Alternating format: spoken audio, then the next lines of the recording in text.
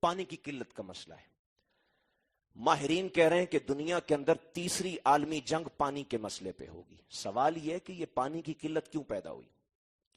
آپ نے اے سی استعمال کیے, پوری دنیا کے اندر آپ مصنوعی ٹھنڈ میں بیٹھے اور باہر کی دنیا کو شدید گرم کیا. دو نقصان ہوئے, دنیا کے اندر حدت بڑھ گئی اور آپ کی قوت برداشت ختم ہو گئی.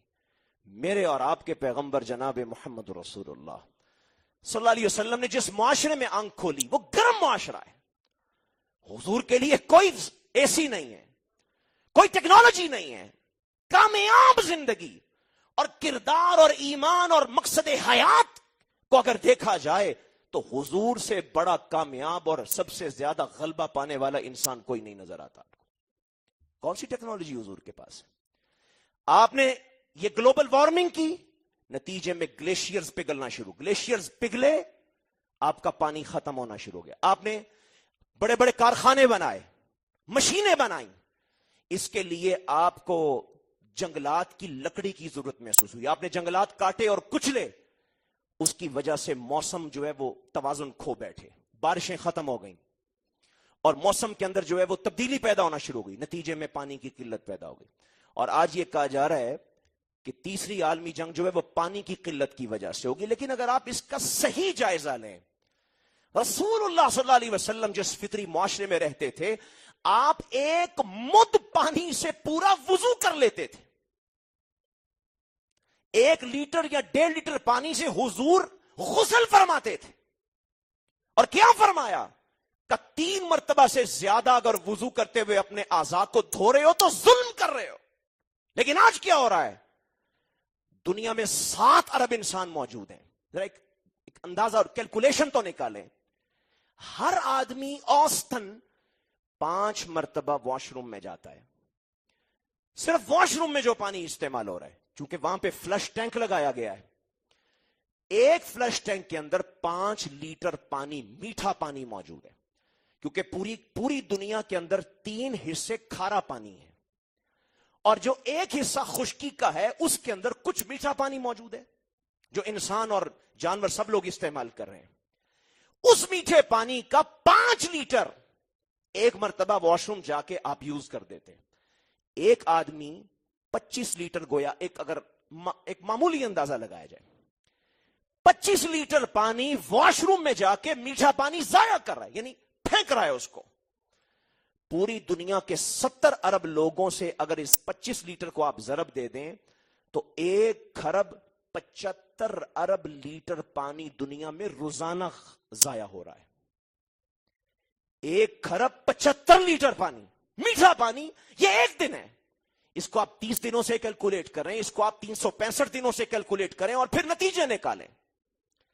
اور بلو گولڈ نامی کتاب میں جو کہ جرمن سے چھپی, انہوں نے لکھا کہ ایک گاڑی بننے پر 80,000 لیٹر پانی استعمال ہوتا ہے, ایک گاڑی تیار ہونے میں. باقی مشینیں جو تیار ہو رہی ہیں اس کو چھوڑ دیں آپ, اس کے کارخانوں کی بات نہیں ہو رہی.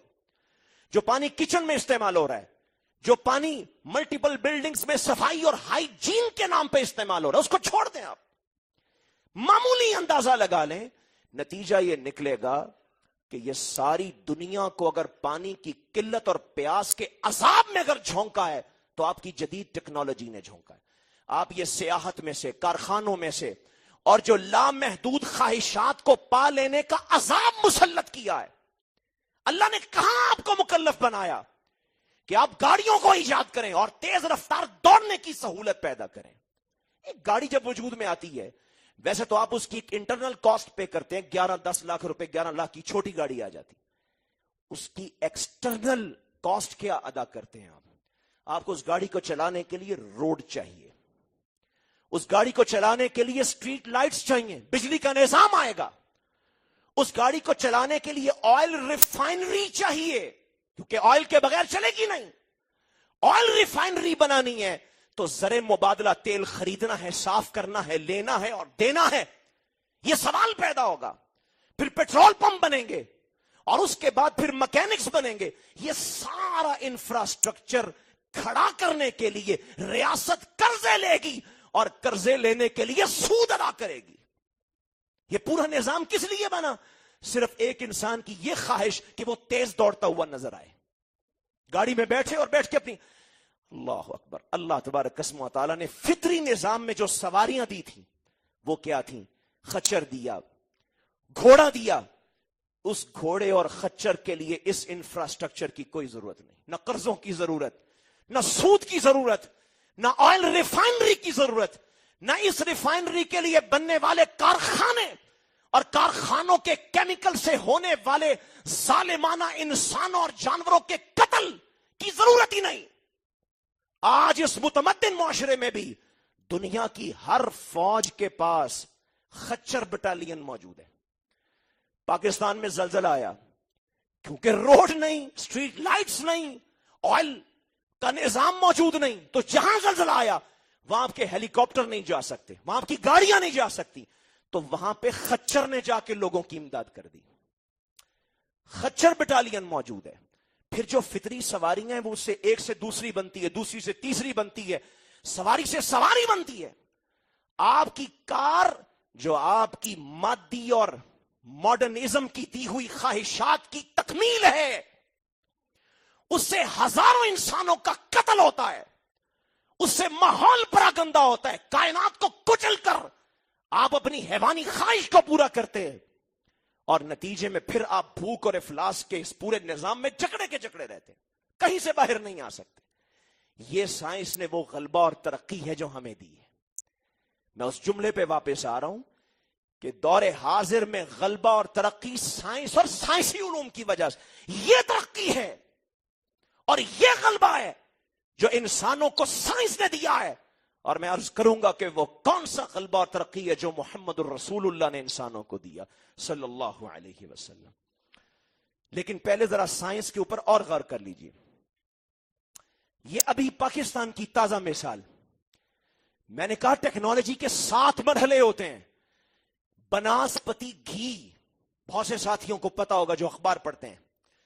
ایک زمانہ تھا اس کا نشہ پوری قوم پہ چڑھا ہوا تھا، اور لوگ کیا کہہ رہے تھے، اشتہار بازی کیا ہو رہی تھی کہ بناسپتی گھی استعمال کرو اور صحت مند بناؤ اپنے بچوں کو. آج یہ 2019 میں پنجاب فوڈ اتھارٹی نے تمام بناسپتی گھی بنانے والی کمپنیوں کے اوپر پابندی عائد کر دی ہے کہ جولائی 2020 کے بعد کوئی کمپنی بناسپتی گھی نہیں بنائے گی. سوال ہوا کیوں نہیں بنائے گی؟ اس لیے کہ اس میں جو کیمیکل استعمال کیا جا رہا ہے وہ کینسر اور اس طرح کی شدید مہلک بیماریوں کا انسانوں کے اندر سبب بن رہا ہے.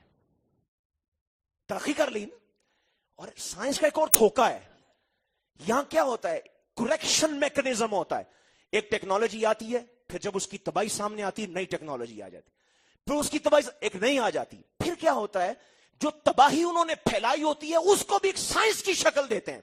انہوں نے کہا جی اب ایک انوائرمنٹل سائنس آ گئی ہے، اب یہ ماحول صاف کیسے کرنا ہے یہ بتائے گی آپ کو. اس کے اوپر پھر جدیدیت کا نظام ہے.